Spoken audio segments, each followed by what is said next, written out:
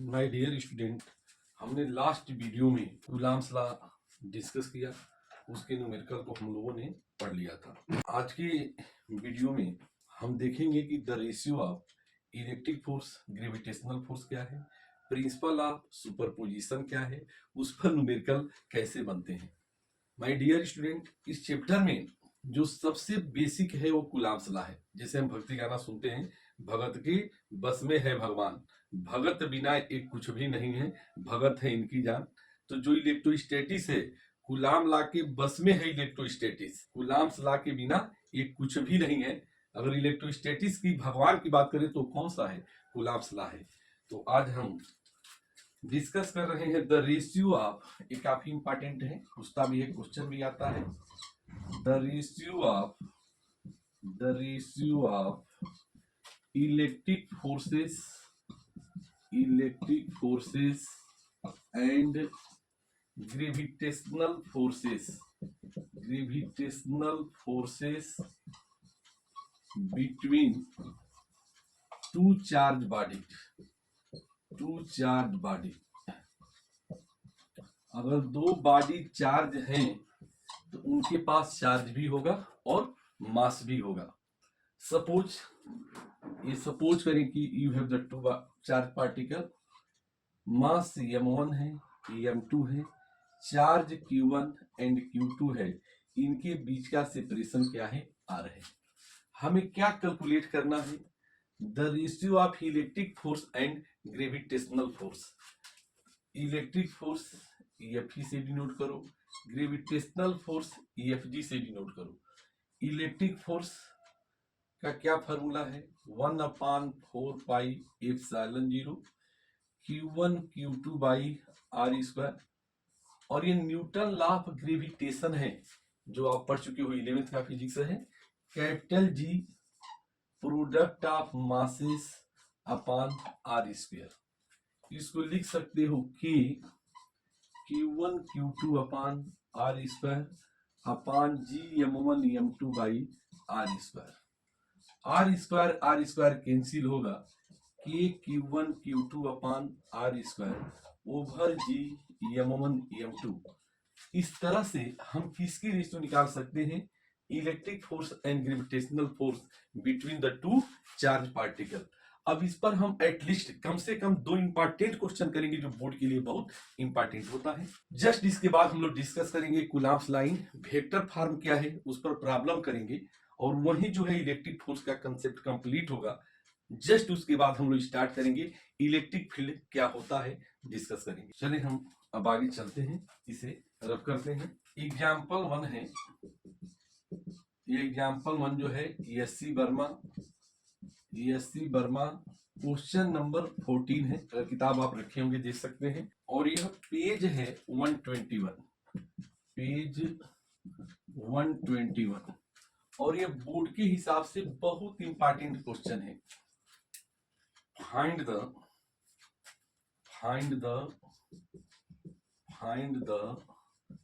Ratio of electric force and gravitational force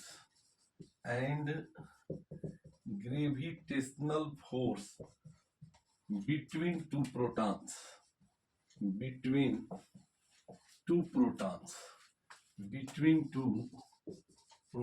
एक question है।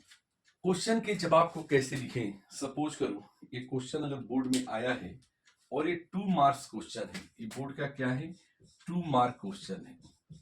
तो हम बार बार हर क्वेश्चन में डिस्कस करें कि मार्किंग स्कीम कितना लिखेंगे तो कितना मार्क मिलेगा। तो माय डियर स्टूडेंट, अब हम बात करते हैं इसके सॉल्यूशन की। 2 प्रोटॉन दिया है, एक सिंपल फिगर बनाएं। ये प्रोटॉन है, प्रोटॉन का चार्ज क्या होता है? प्लस ई, मास mp, और इनके बीच का जो सेपरेशन है क्या है? स्मॉल r है, डिस्टेंस है। H चार्ज क्या है? Q1 equal to Q2 equal to plus e plus 1.6 10⁻⁻19 coulomb. इनके जो मासेस है m1 m2 जो मासेस है वो किसके इक्वल है, this is the mp and what is the mass of proton, proton का मास क्या है 1.67 10 पावर माइनस 27 kg। रेशियो निकालना है, रेशियो किसकी निकालनी है, electric force and gravitational force. तो सबसे पहले हम लिखेंगे electric force upon gravitational force. Electric force की जो वैल्यू है कूलम्ब्स लॉ से मिलेगी, इलेक्ट्रिक फोर्स किस लॉ से मिलेगा, कूलम्ब्स लॉ। ग्रेविटेशनल फोर्स की जो वैल्यू मिलती है, कैसे ग्रेविटेशनल फोर्स कैलकुलेट होता है, न्यूटन्स लॉ ऑफ ग्रेविटेशन। अब हम इनकी वैल्यू यहां पुट करें। कूलम्ब्स लॉ का जो फार्मूला है 1/4πε0 Q1 Q2 upon R square, capital G universal gravitational constant m1 m2 by R square. इसे हम लिख सकते हैं, ये कांस्टेंट है 9 इंटू 10 पावर 9। Q1 Q2 की वैल्यू क्या है, E है, तो E square R square cancel, capital G mass of proton का होल स्क्वायर।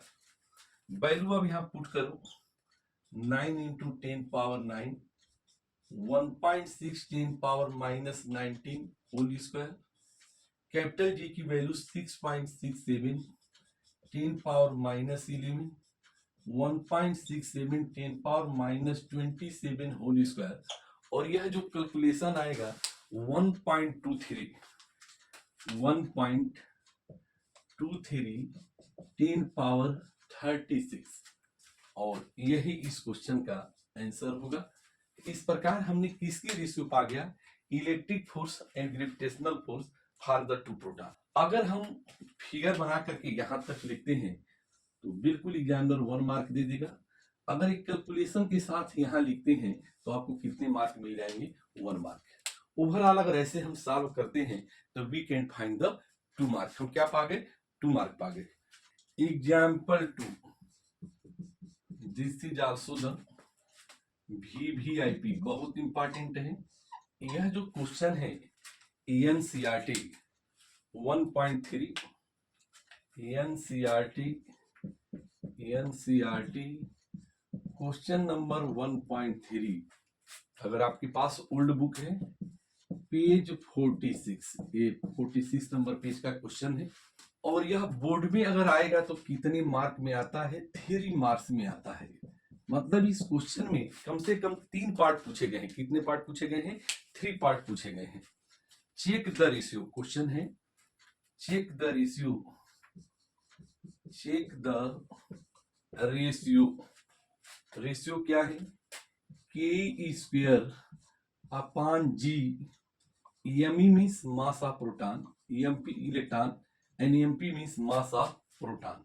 ये क्या है, इज डायमेंशनलेस, इज डायमेंशनलेस। ये फर्स्ट पार्ट है। Determine the value of this ratio, determine the value of this ratio, इस ratio की value बताना है। जो थर्ड पार्ट है, what does the ratio signify, what does the ratio signify. तो इसमें कितने पार्ट है, क्वेश्चन में 3 पार्ट है। 1 मार्क यहाँ पे, 1 मार्क यहाँ पे, 1 मार्क यहाँ पे। क्वेश्चन को हम कैसे करें, सबसे पहले एक सिंपल फिगर बनाते हैं। अब हम डिस्कस करते हैं सॉल्यूशन। इस क्वेश्चन को कैसे सॉल्व करें ये देखा जाए। तो सॉल्यूशन में फर्स्ट हम क्या करेंगे, एक सिंपल फिगर बनाएंगे। जैसे मास से पता चलता है Me मतलब इलेक्ट्रॉन है, MP मीन्स क्या है, प्रोटॉन है। तो as per question figure is, simple सा फिगर आप बनाओ। ये सिंपल फिगर है कि यहाँ इलेक्ट्रॉन है और यहाँ प्रोटॉन है। आप लिख भी सकते हो कि देयर इज द इलेक्ट्रॉन, यह इलेक्ट्रॉन है, और यहाँ क्या लिखोगे, प्रोटॉन है। इलेक्ट्रॉन का मास Me है, प्रोटॉन का मास MP है। इलेक्ट्रॉन का चार्ज -e, प्रोटॉन का चार्ज प्लस सी, और इनके बीच का सेपरेशन क्या है, स्मॉल आर है। फर्स्ट पार्ट जो है इनकी रेशियो बताना है कि ये क्या है, डायमेंशन लेस है। तो एज हम कैसे बताओगे कि डायमेंशन लेस है, as K square upon G M E M P.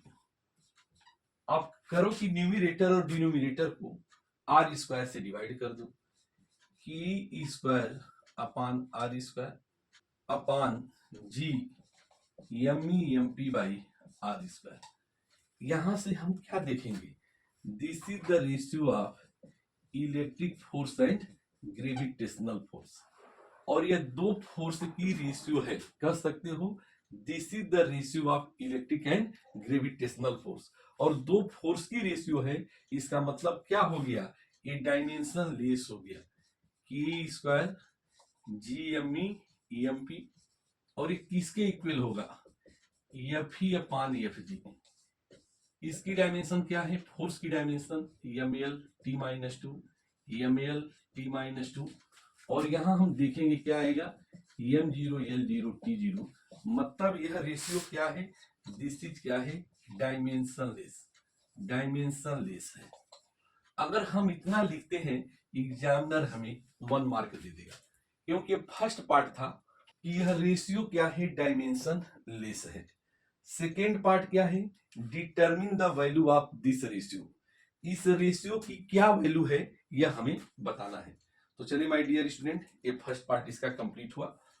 अब हम सेकेंड पार्ट को डिस्कस करेंगे और थर्ड पार्ट को।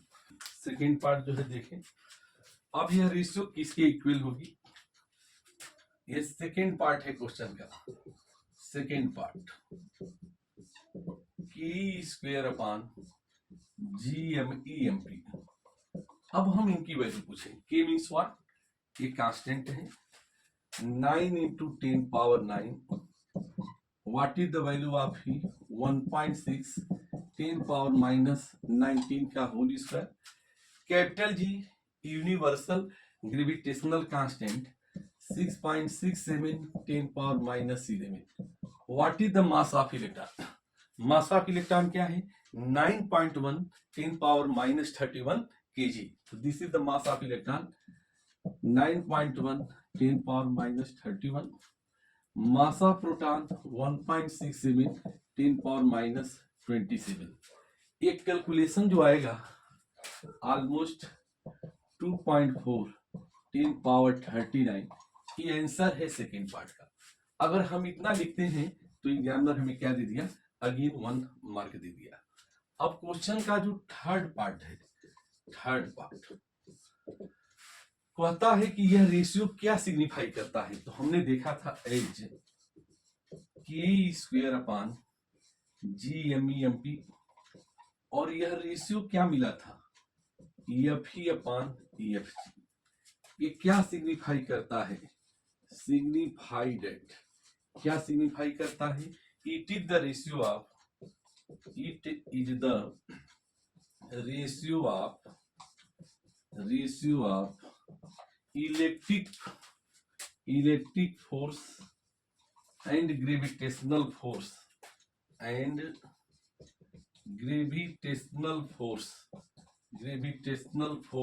बिटवीन, क्या लिखेंगे, बिटवीन इलेक्ट्रॉन एंड प्रोटॉन। तो ये थर्ड पार्ट है, K square upon G M E M P. यह रेशियो किसके बीच का है, इलेक्ट्रिक फोर्स है, ग्रेविटेशनल फोर्स है, बिटवीन इलेक्ट्रॉन एंड प्रोटॉन। अगर यह लिखते हैं तो 1 मार्क बहुत आराम से, बहुत खुश होकर के एग्जामिनर आपको दे देगा। तो माय डियर स्टूडेंट, इस प्रकार जो है हमने रेशियो डिस्कस कर लिया, इलेक्ट्रिक फोर्स है, ग्रेविटेशनल फोर्स। इसके बाद जो कूलॉम्स लॉ में Coulomb's law in vector form है एंड प्रिंसिपल ऑफ सुपरपोजिशन, आज की वीडियो में हम प्रयास करेंगे कि इलेक्ट्रिक फोर्स से रिलेटेड हर क्वेरी जो है कंप्लीट हो जाए, ताकि आने वाली वीडियो में हम इलेक्ट्रिक फील्ड से शुरुआत करेंगे। तो जो थर्ड पॉइंट है Coulomb's law in vector form, ये हमें डिस्कस करना है। Coulomb's law in vector form, और ये क्वेश्चन पूछ देता है बोर्ड में, right the Coulomb's law in vector form. जो कितने केसेस यहाँ बनते हैं ये डिस्कस करना है कि यहाँ 2 केस बनता है। There are 2 cases, there are 2 cases, यहाँ 2 केस बनेंगे। केस फर्स्ट, कोई एक केस आपसे एग्जाम में पूछा जाएगा कि right the Coulomb's line vector for when Q1 into Q2 का प्रोडक्ट लेस देन 0 होगा या ग्रेटर देन 0 होगा। तो केस फर्स्ट जो है Coulomb's line vector for, Coulomb's line vector form, condition है व्हेन Q1 into Q2 माने जो चार्जेस का प्रोडक्ट है क्या है, लेस देन 0 है। ये लेस देन 0 कब होगा, जब फर्स्ट चार्ज पॉजिटिव हो तो सेकेंड चार्ज क्या हो, निगेटिव हो। फर्स्ट चार्ज निगेटिव हो तो सेकेंड क्या होना चाहिए, पॉजिटिव होना चाहिए। लेकिन माय डियर स्टूडेंट, ये पता है कि जो अनलाइक चार्जेज होते हैं उनके बीच कैसा फोर्स लगता है, अट्रैक्शन होता है। मीन्स ये कैसे चार्जेज हैं, अनलाइक चार्जेज हैं, अनलाइक चार्जेज हैं। अनलाइक चार्जेज के बीच कैसा फोर्स लगता है, attractive force, attractive force, attractive force between them. इनके बीच कैसा फोर्स लगेगा, अट्रैक्शन का फोर्स लगेगा। कैसा फोर्स होगा, ये आपस में अट्रैक्ट करेंगे। फिगर हम बनाएंगे और हम नोटेशन भी यहां सीख जाएंगे। सपोज ये 2 चार्जेज हैं, एक चार्ज Q1 है, दूसरा चार्ज क्या है, Q2 है। ये 2 चार्जेज हैं, इनके बीच का सेपरेशन जो है, इनके बीच की डिस्टेंस क्या है, small R, distance between this. तो देखें प्रैक्टिकल लाइफ में देखें, आप पर आपका जादू नहीं चलेगा।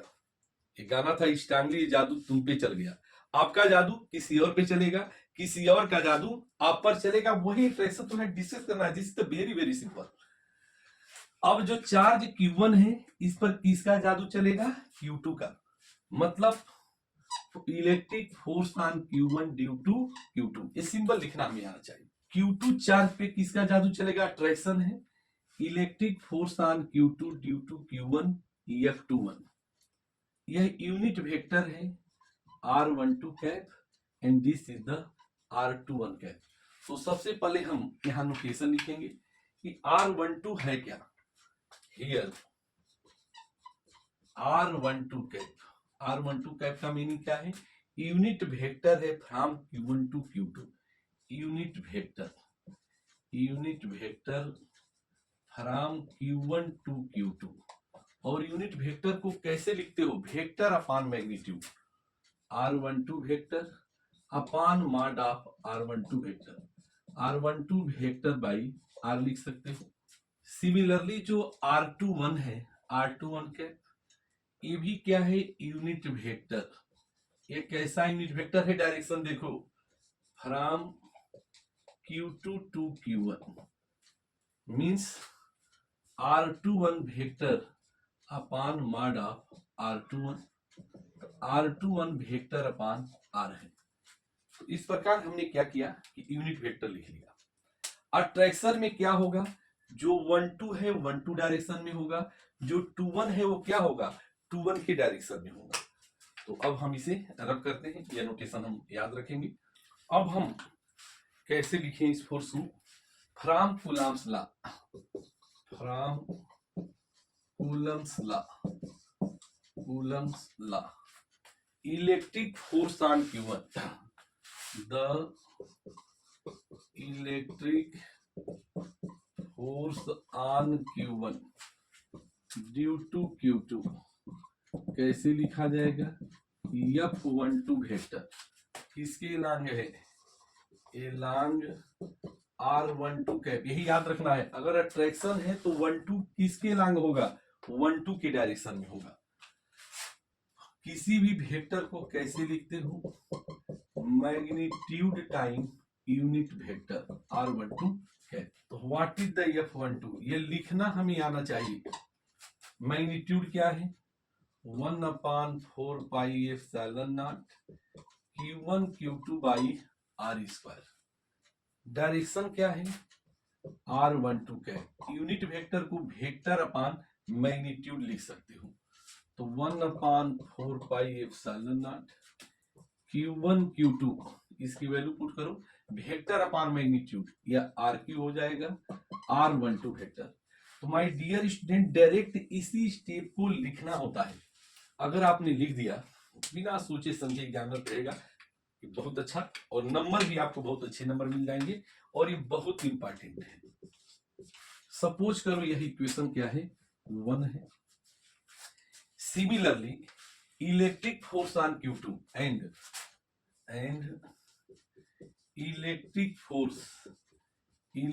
फोर्स ऑन Q2 इसकी वजह से ड्यू टू Q1 क्या लिखोगे symbol F21। Electric force on Q2 due to Q1, notation क्या होगा F21 यानी force on Q2 due to Q1 किसके लांग होगा, एलांग R21 कैप। अट्रैक्शन में 1212 के लांग होगा, 21 के लांग होगा, तो क्या होगी value F21 vector 1/4 pi epsilon Q1 Q2 upon R square. क्या है यूनिट वेक्टर R21 कैप। लिख सकते हो यूनिट वेक्टर को vector upon magnitude 1/4 pi epsilon Q1 Q2 upon RQ into R21 vector, और यह इक्वेशन 2 बन गया। बस हमें यही लिखना होता है F12 and F21 which is the very important, यह काफी इंपॉर्टेंट भी है। हमें वेक्टर में पता है as R12 vector equal to minus R21 vector from equation 1 and 2। ये कभी कभी प्रूफ करने के लिए दे देता है बोर्ड में प्रूफ डेट, तो क्या हम प्रूफ कर सकते हैं F12 equal to minus F21। Electric force किसको ओबे करता है, इलेक्ट्रिक फोर्स किसको ओबे करता है, obey Newton's third law of motion. इन न्यूटन के थर्ड लॉ को क्या करता है, ओबे करता है। एक बहुत बार प्रूफ करने के लिए भी आ जाता है। तो माय डियर स्टूडेंट, इस प्रकार हम देखते हैं ये न्यूटन कूलॉम्स लाइन वेक्टर था का जो फर्स्ट केस है क्या होता है, कंप्लीट होता है, और इसको आप अच्छे से नोट कर लें। Case second, Coulomb's line vector form, Coulomb's law in vector form हुए। इसके पहले का केस में क्या था कि सब कुछ क्या था, अट्रैक्शन था। व्हेन Q1 इंटू Q2 का जो प्रोडक्ट है ग्रेटर देन 0 है। कब ग्रेटर देन 0 होगा, जब दोनों प्लस, क्योंकि मैथ है प्लस इंटू प्लस प्लस होता है, माइनस इंटू माइनस भी प्लस होता है, क्योंकि डायलॉग भी है दुश्मन का दुश्मन भी दोस्त होता है, वही काम है यहाँ। तो ये दोनों चार्ज प्लस होंगे या दोनों चार्ज माइनस यानी निगेटिव होंगे। ये कैसे चार्जेज हैं, लाइक चार्जेज, क्योंकि ये दोनों क्या है प्लस प्लस है, तो कैसे हो गए लाइक चार्जेज। माइनस माइनस है तो भी क्या है लाइक चार्जेज है, लाइक चार्जेज। और लाइक चार्जेज में हमेशा कैसा फोर्स लगता है, रिपल्सिव फोर्स लगता है, रिपल्सिव फोर्स लगता है। तो यह याद रखें, इसके पहले कैसा फोर्स था, अट्रैक्शन था, क्योंकि दोनों क्या थे अनलाइक चार्जेज थे।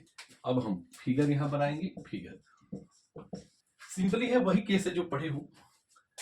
अब सपोज करो ये चार्ज Q1 है और ये चार्ज क्या है Q2 है, नोटेशन वही है। R12 हमें पता है unit vector from Q1 to Q2, R21 unit vector from Q2 to Q1। अब आप पर Q1 पे जो जादू चलेगा Q2 की वजह से, कैसा जादू चलेगा, जस्ट रिपल्सन का F12 electric force on Q1 due to Q2, और यहां जो फोर्स लगेगा F21, इन दोनों में कैसा नेचर है, रिपल्सिव नेचर है। अब हम कूलॉम्स लॉ से डायरेक्ट वैल्यू पुट कर सकते हैं, from Coulomb's law electric force electric force on Q1 due to Q2 means F12 किस डायरेक्शन में है? देखो along R21 cap, R21 cap means R21 vector by R। यह रिपल्सन है। रिपल्सन में क्या होगा? 1-2 किस डायरेक्शन में होगा? 2-1 डायरेक्शन में होगा। F12 ये फोर्स है, किस डायरेक्शन में है? डायरेक्शन पता चल गया, 1/4 pi epsilon nought Q1 Q2 upon R square, यह मैग्नीट्यूड है। और ये किस डायरेक्शन में है? तो R21 कैप। किस डायरेक्शन में? R21 cap. यूनिट वेक्टर को अगर हम वेक्टर में लिखें तो क्या लिख सकते हैं?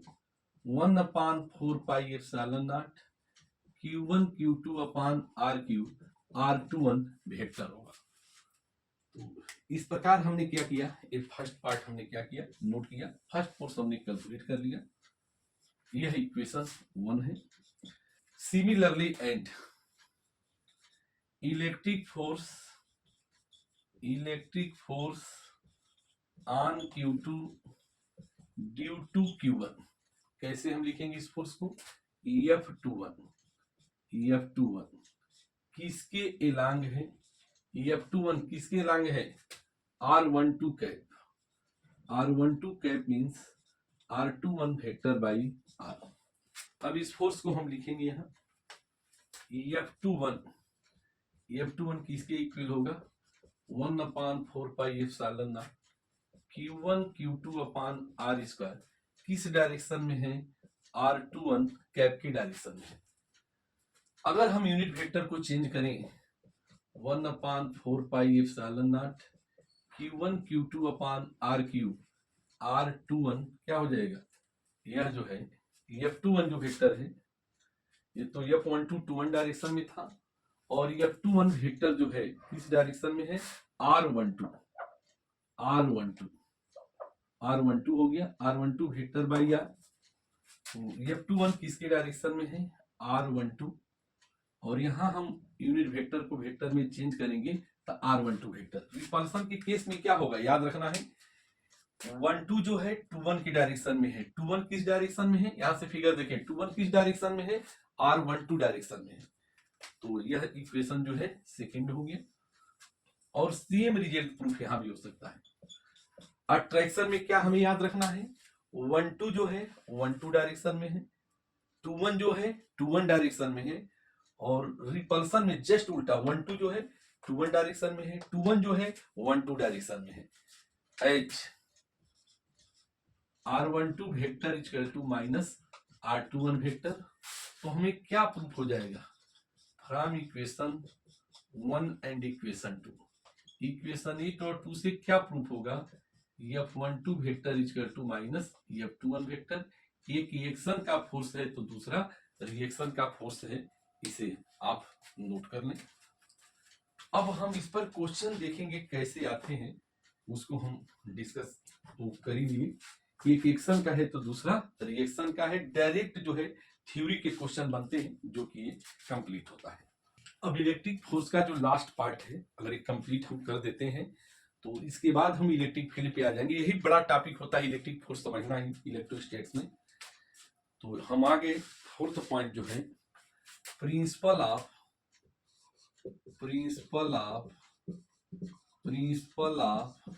Superposition, principle of superposition of electric force between multiple charges. इसको क्या बोल सकते हो? Force between multiple charges. Multiple charges मतलब बहुत सारे charges, you have the many charges. कितना फोर्स लगेगा ये हमें कैलकुलेट करना है। माय डियर स्टूडेंट, अगर आप इंडियन पॉलिटिक्स जानते हो तो देखिए, लोकसभा जो उच्च सदन है देश का, तो वहां एक लोकसभा क्या होता है? अध्यक्ष होते हैं, लोकसभा स्पीकर करते हैं। स्पीकर जो है एक अलग चेयर होती है, और जितने अपने एमपी लोग हैं वो सब ऐसे बैठे होते हैं। तो सबका इंटरेक्शन कहाँ होता है? तो स्पीकर की तरफ होता है, यानी स्पीकर पर ही सबका जादू क्या करता है, चलता है। जैसे आप शादी में जाते हो, सपोज करो जो दूल्हा स्टेज पे बैठ गया, जितने लोग होंगे, जितने बाराती घराती होंगे, सबका ध्यान किधर होगा, उस हीरो की तरफ होगा। तेरा ध्यान किधर है, तेरा हीरो इधर है, मानी वह हीरो है। शादी के दिन का हीरो क्या होता है, दूल्हा होता है। सबका ध्यान दूल्हे की तरफ होता है। दूल्हे पर कितना नेट फोर्स लगता है वो कैलकुलेट करना ही क्या है, प्रिंसिपल ऑफ सुपरपोजिशन है। जैसे लोकसभा स्पीकर है, सभी लोग क्वेश्चन, सभी लोग जो भी बात करेंगे स्पीकर से बात करेंगे, तो वही काम हम यहाँ करने जा रहे हैं। अकॉर्डिंग टू दिस, और उसको हम असेंबली कहते हैं। यहाँ असेंबली कहेंगे, लेकिन ये किसकी असेंबली है, चार्जेज की असेंबली है। जैसे गांव मोहल्ले में देखते हैं पंचायतें होती हैं, बहुत सारे औरतें लोग बैठे होते हैं, पंचायत करते हैं, सरपंच होते हैं, वही काम तो यहाँ भी है। असेंबली मतलब group. According to this, in assembly of N charges, किसकी असेंबली है, एन चार्जेज की असेंबली है। Q1 Q2 Q3 dot dot Q1 N charges. The electric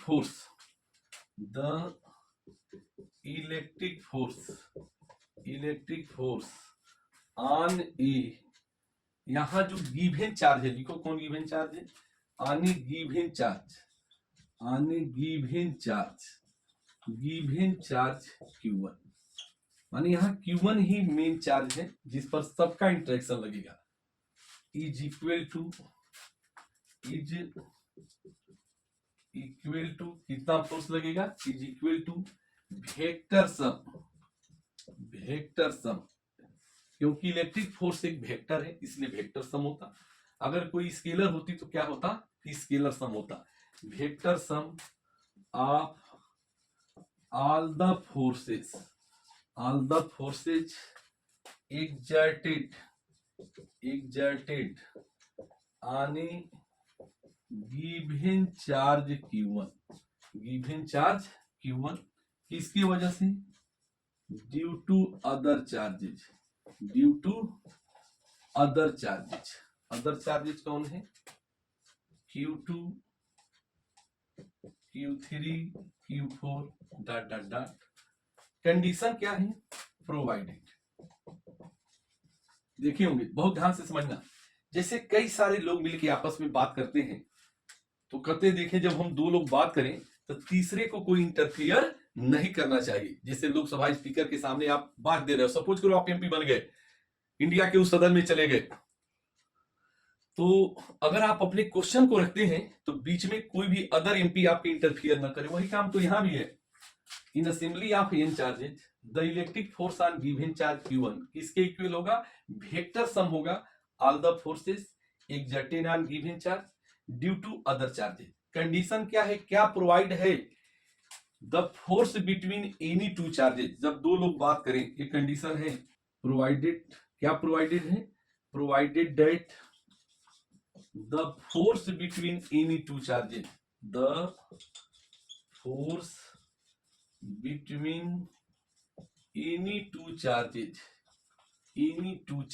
क्या होता है, not affected by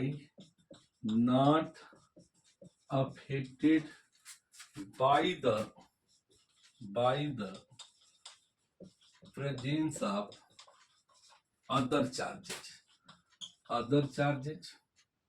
अब हम फिगर बना के इसको क्या करेंगे, डिस्कस कर देंगे। तो क्या है प्रिंसिपल ऑफ सुपरपोजिशन, एक बार बड़ी ध्यान से सुनिए।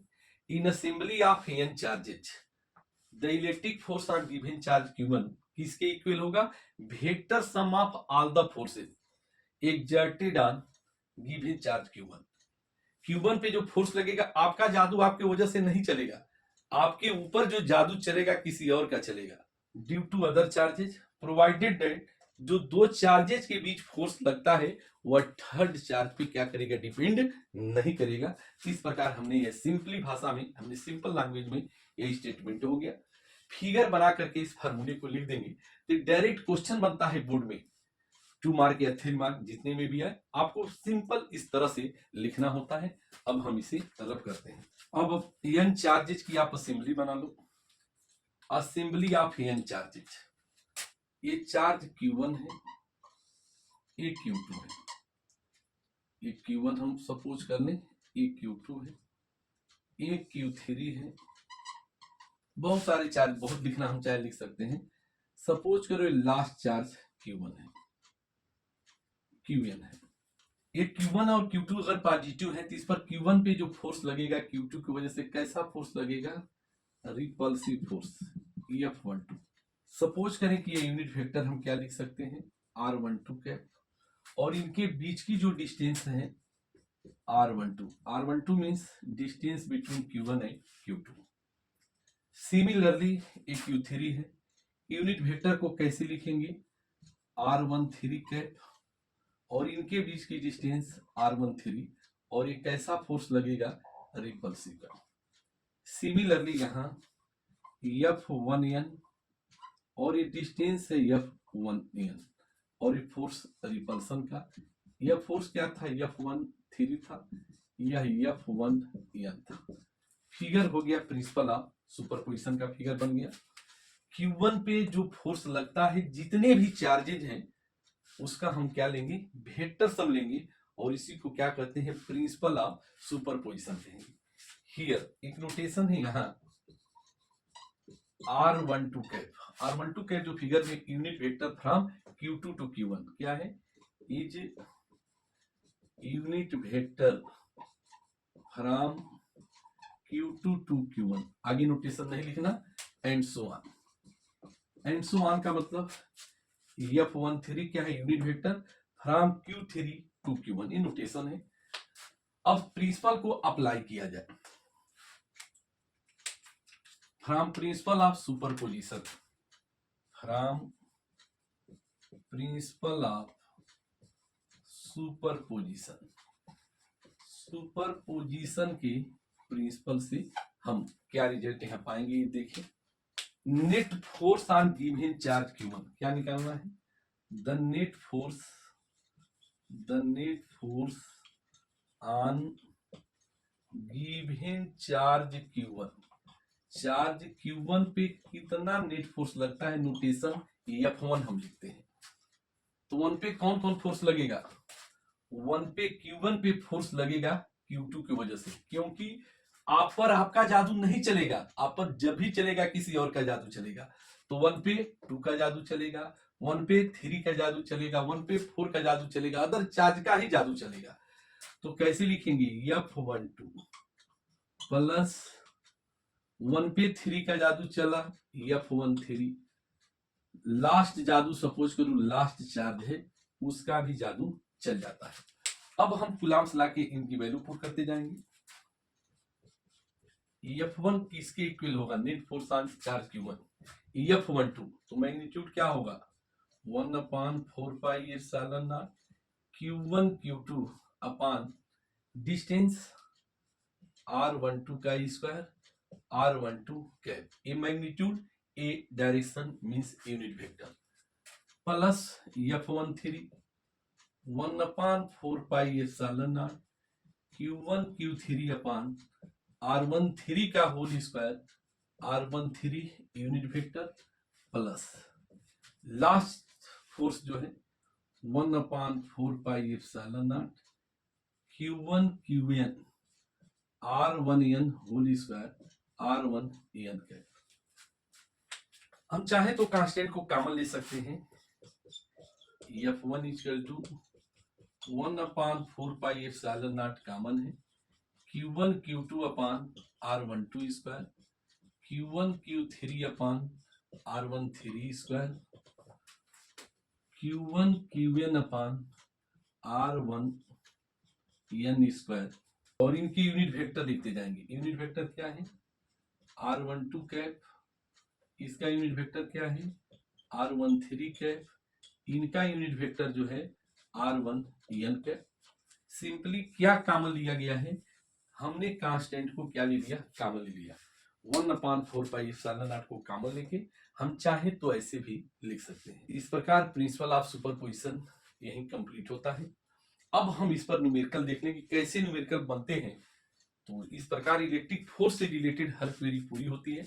तब जो है आने वाली वीडियो में हम इलेक्ट्रिक फील्ड पढ़ेंगे, इलेक्ट्रिक डाइपोल पढ़ेंगे, सिलेबस आगे बढ़ेगा और कंप्लीट भी होगा। तो कम से कम कुछ क्वेश्चन कर लें, एटलीस्ट 2 या 3 क्वेश्चन कर लें, ताकि एक अच्छी आइडिया हो जाए कि कैसे क्वेश्चन ये करते हैं हम। एग्जाम्पल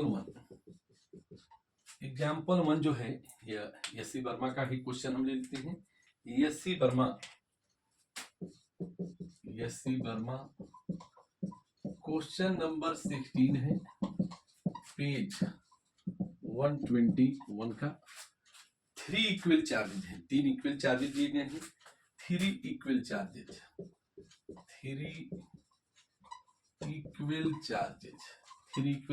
है। 2 into 10 power minus 6 coulomb each are held ये फिक्स कर दिए गए हैं। कहाँ फिक्स किए गए हैं? At the three corner of N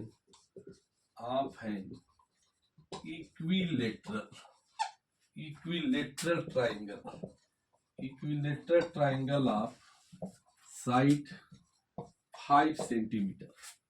question है कि find the electric force, find the electric force experienced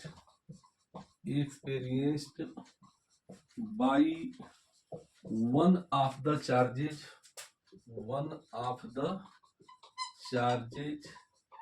due to the rest to।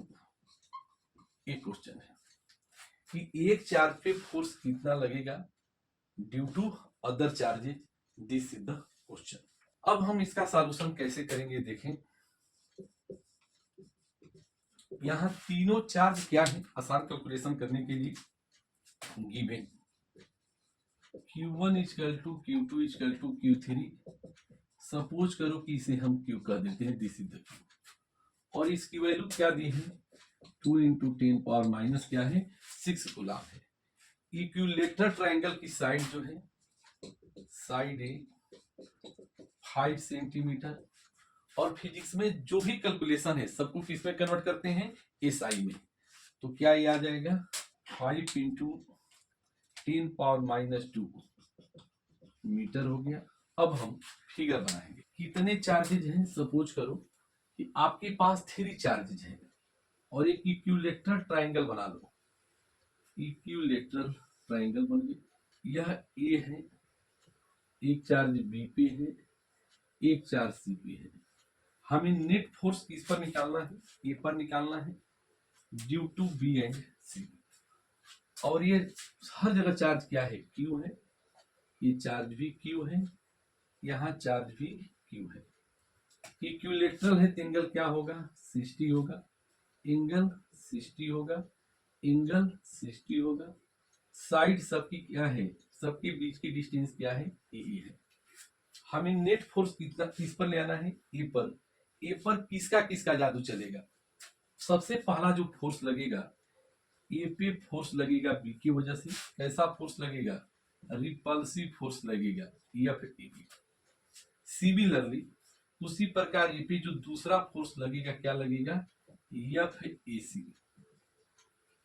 Angle की बात करें, यह एंगल स्ट्रेट लाइन में कितना एंगल बनता है 180, तो ऑटोमेटिक के एंगल क्या हो जाएगा 120 हो जाएगा। और यही नेट फोर्स इनके बीच का एंगल कितना हो जाएगा, इनके बीच का अगर हम एंगल देखें तो एक स्ट्रेट लाइन में 180 होता है 60 डिग्री हो जाएगा। और यही नेट फोर्स पैरेललोग्राम अप्लाई कर दोगे यही नेट फोर्स होगा, एंगल ये कितना हो जाएगा 60 डिग्री। अब तो जस्ट कैलकुलेशन है, यह फिगर आप अच्छे से बना लें। सबसे पहले हम मैग्नीट्यूड देखें, क्या मैग्नीट्यूड होगा। डिस्टेंस सेम है, डिस्टेंस सेम होने की वजह से चार्ज सेम है, फोर्स क्या मिलेगा सेम मिलेगा। तो मैग्नीट्यूड क्या है as mod of F A B, मतलब magnitude of F A B. Magnitude of F A C किसके इक्वल है, सपोज करो एफ, ये क्या कैलकुलेशन होगा 1/4πε0 Q upon distance A square. लिख सकते हो 9 × 10⁻9 Q square by A square. Value put करो 9 × 10⁻9 2 × 10⁻6 whole square upon 5 into 10⁻�2 whole square. तो यह कैलकुलेशन आएगा 36 अपॉन 25 इंटू 10 14.4 न्यूटन। अब हम बात करेंगे principle of superposition of electric force from principle of superposition of electric force. कितना फोर्स लगेगा देखें, net force on A, net force on A पर कितना नेट फोर्स लगेगा, तो ए पे जो फोर्स लगेगा due to B F A B plus क्या लगेगा एफ ए सी लगेगा, F A B plus F A C. और ये दो वेक्टर का सम है, किसका हम इस्तेमाल करेंगे, दो वेक्टर के सम के लिए क्या इस्तेमाल होता है, parallelogram law of vector addition. तो माय डियर स्टूडेंट अब तो ये हमें रद्द करना पड़ेगा। तो फ्रॉम पैरेललोग्राम लॉ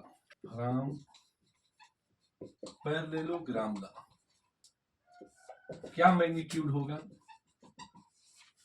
सबके मैग्नीट्यूड तो सेम हो चुके हैं, F square plus twice F इनके बीच एंगल क्या है cos 60। तो रूट में twice F square plus twice F square cos 60 1/2 root में 3 एफ स्क्वायर। तो नेट फोर्स कितना हुआ, F equal to root 3 means 1.7 multiply force की वैल्यू 14.4, तो ऑलमोस्ट 24.4 न्यूटन होगा। दोनों फोर्स के मैग्नीट्यूड सेम है, तो एंगल बाई सेक्टर पे ये फोर्स लगेगा। This is the answer. यह क्वेश्चन अब यही कंप्लीट होता है। अब हम आगे बढ़ते हैं एससी वर्मा के अगेन क्वेश्चन पे, और लास्ट क्वेश्चन एनसीईआरटी का एक क्वेश्चन है वो डिस्कस कर लेंगे। देन प्रिंसिपल ऑफ सुपरपोजिशन आज के वीडियो में क्या होगा कंप्लीट हो जाएगा। एससी वर्मा एग्जाम्पल सेकेंड है, और एससी वर्मा का एक क्वेश्चन है, SC Verma question number 17 page 121। 4 equal charges. अब तक हम 3 इक्वल चार्ज की बात करते थे, अब क्या है 4 equal charges 2 into 10⁻⁻6 coulomb each are fixed at the four corners of a square, off side 5 centimeter. Find the Coulomb force. Coulomb force means electric force. Coulomb force experienced by one of the charges due to the rest theory। एक complete हो गया question. Simply वे में figure हम बनाएंगे, same उसी तरह solve करेंगे जैसे 3 चार्ज का हम सॉल्व करते थे। सॉल्यूशन क्या गिवन है, ये सभी चार्जेज एक जैसे है, Q1 Q2 Q3 Q4 सब Q है, और क्या वैल्यू दिया है हर चार्ज की 2 इंटू 10⁻⁻6 गुना। नेक्स्ट पॉइंट है साइड क्या है 5 सेंटीमीटर, 5 इंटू 10⁻⁻ क्या है 2 मीटर। बिल्कुल सिंपल फिगर, अच्छा फिगर। ये स्क्वायर बन गया, यह ए है, ये बी है, ये सी है, ये डी है। हर जगह एक चार्ज प्लेस है। यहाँ जो चार्ज क्यू है, यहाँ भी चार्ज क्यू है, यहाँ भी क्यू है, यहाँ भी क्यू है। स्क्वायर है तो साइडें क्या होंगी ए, सभी साइडें क्या है सेम है। अब ए पर कितना फोर्स लगेगा, तो ए पर फोर्स क्या लगेगा ड्यू टू बी की वजह से, ड्यू टू सी की वजह से, ड्यू टू डी की वजह से। तो ए और सी के बीच की डिस्टेंस ये डायगोनल है। डायगोनल क्या होता है रूट में 2 इंटू साइड होता है। अब ए पर कौन कौन से फोर्स लगेंगे हम देखें। ए पे जो फोर्स लगेगा, force on E due to B, this is the F A B. अगला जो फोर्स लगेगा ए पे फोर्स लगेगा किसके वजह से, डी की वजह से, तो this is the F A D. अब ए पर कौन कौन से और फोर्स लगेंगे, ये बड़ी फिगर में देखें। इस पर जो फोर्स लगेगा, ए पे फोर्स लगेगा ड्यू टू सी की वजह से, एफ ए सी। यह एंगल कितना होगा, ये 45, यह एंगल 45। इनके कंपोनेंट लेंगे। एंगल की डायरेक्शन में कंपोनेंट क्या होता है, कास होता है। परपेंडिकुलर क्या होता है, साइन होता है। तो कौन कौन कंपोनेंट हो जाएंगे, यह हो जाएगा एफ ए बी कास 45, यह होगा एफ ए डी कास 45। तो एक प्रकार से फिगर क्लियर हो गया। अब हम देखेंगे कितना नेट फोर्स लगता है। This is the simple calculation from principle of superposition. From principle of superposition, principle of superposition of electric force, net force on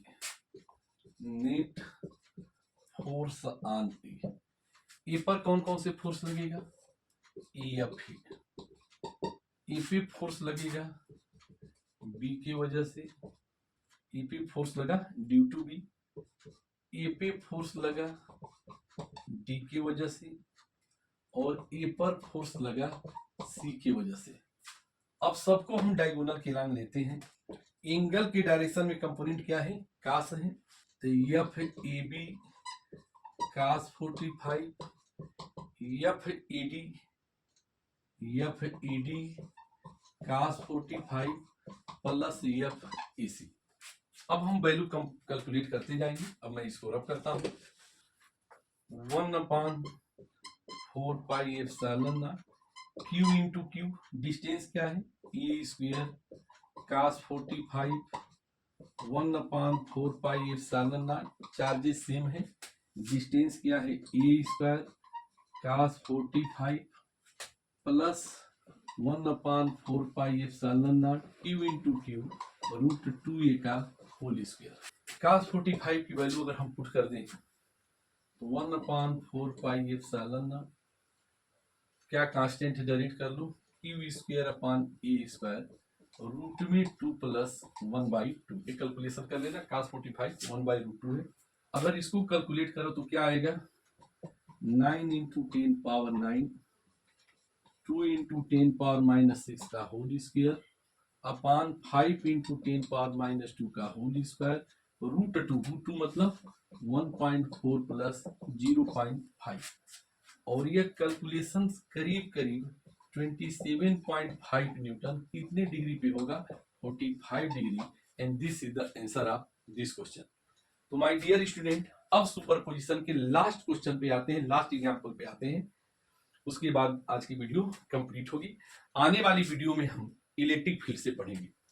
example third, यह NCERT question number 1.6, NCERT question number 1.6 page 46 है। 4 point charge दिया है और यह important है question board के हिसाब से। तो 4 पॉइंट चार्जेज जो ए पे चार्ज है, चार्ज आने 2 माइक्रोकूलम, चार्ज आन बी -5 माइक्रोकूलम, चार्ज आन सी 2 माइक्रोकूलम एंड चार्ज आन डी जो दिया है -5 microcoulomb are placed at the corner of a sphere ABCD of side 10 centimeter. Question है, what is the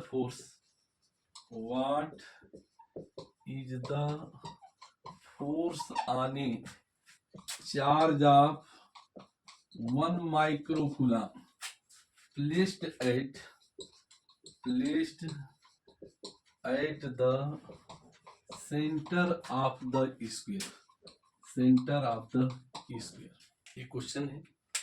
अब इसको कैसे सॉल्व करेंगे, तो एक सिंपल सा फिगर बनेगा, बहुत सिंपल ये क्वेश्चन है, साइड से कुछ लेना नहीं है क्योंकि मैग्नीट्यूड सेम हो जाएगा। Solution as shown in figure, अब फिगर बनाओ, यह स्क्वायर है, ठीक है, स्क्वायर है, एक सिंपल सा स्क्वायर बन गया। कौन कौन चार्जेज है, ए है, ए पे चार्जेज है क्यूए, कितना है क्यूए, +2 माइक्रोकूलम, ए है बी पर चार्जेज कितने हैं, -5 माइक्रोकूलम, ए सी है, सी पर कितना चार्जेज है, क्यूसी +2 माइक्रोकूलम, ये डी है, डी पर कितने चार्जेज हैं, डी पे जो चार्जेज है -5 माइक्रोकूलम। सेंटर पे क्या हो रहा है देखेंगे, सेंटर है, ये डायगोनल कट करेंगे, ओ को हम सेंटर मान लें और यहाँ 1 माइक्रोकूलम का चार्ज प्लेस करते हैं। अब वो पर किसका जादू चलेगा, ए का चलेगा, बी का चलेगा, सी का चलेगा, डी का चलेगा, यानी जो सेंटर पे चार्ज है उस पर 4 लोग अपनी अपनी जादू चलाएंगे, अपनी अपनी नजरों से देखेंगे, इस टांगली ये जादू तुम पे चल गया, तो 1 माइक्रोकूलम पर ए का जादू चलेगा, तो ए पॉजिटिव है, लाइक नहीं करेगा, कहेगा कि I do not like you, हम आपको पसंद ही नहीं करते, क्योंकि ये भी पॉजिटिव है, तो रिपल्सन लगा, एफ ओ ए। यहाँ क्या है, ए भी पॉजिटिव बोलेगा, देखिए हम सी को भी पसंद नहीं करते, क्योंकि आप लाइक को नहीं पसंद करते, अनलाइक को ही पसंद करते हैं, तो यह हो गया एफ ओ सी हो गया। ओ पे फोर्स लगेगा बी की वजह से, ये पॉजिटिव है या निगेटिव है, ये तो बिल्कुल पसंद करेगा, एफ ओ बी हो गया, ये पॉजिटिव है या निगेटिव है, इसको भी पसंद करेगा, अट्रैक्शन होगा। तो अब डायरेक्ट प्रिंसिपल ऑफ सुपरपोजिशन से लिख सकते हैं, फ्रॉम प्रिंसिपल ऑफ सुपरपोजिशन